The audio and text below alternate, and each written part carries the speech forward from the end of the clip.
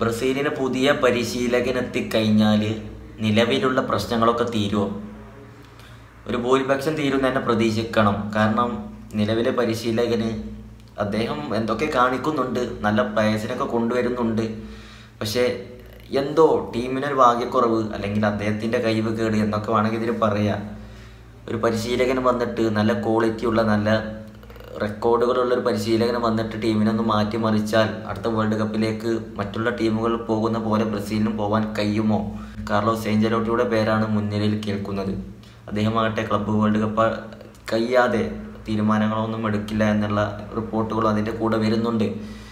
ഏഞ്ചലോട്ടി വന്നാൽ മികച്ച ഒരു 11 സെറ്റാക്കിയാൽ ബ്രസീലിൻ്റെ പ്രശ്നം തീരും എന്ന് തന്നെ നമുക്ക് പ്രതീക്ഷിക്കുന്നുണ്ട്. കാരണം എന്താണ് ഇപ്പോൾ ബ്രസീലിൻ്റെ ഒരു ടീം സെറ്റാക്കത്ര വലിയ പണി?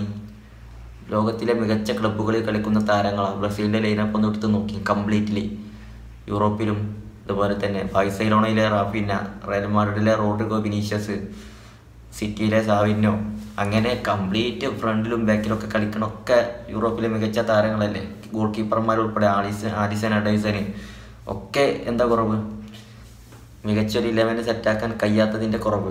അവരെ ഒരുമിച്ച് കളിപ്പിച്ചിട്ടൊരു മികച്ചൊരു കെട്ടുറപ്പ്, ഭയങ്കര ഒരു എക്സ്പീരിയൻസ് വരുത്താത്തതിൻ്റെ കുറവ്. അത് മാത്രമാണ് നിലവിൽ. ഒരു പരിശീലകൻ, ഒരു എക്സ്പീരിയൻസ്ഡ് ആയിട്ടുള്ള ഒരു ക്വാളിറ്റി ഉള്ള പരിശീലകൻ വന്നു കഴിഞ്ഞാൽ ആ ഒരു കുറവ്, അവരെ ഒരുമിച്ച് കളിപ്പിച്ചിട്ടൊന്നൊരു മികച്ചൊരു ടീം വാർത്തെടുത്താൽ നിലവിലെ ബ്രസീൽ ഒരു ഒന്നൊന്നര ബ്രസീലായിട്ട് തിരിച്ചു വരും. അത് നമുക്ക് 100% ഉറപ്പാണ്. കാരണം താരങ്ങൾ അണിയറയിൽ ഇഷ്ടം പോലെയുണ്ട്.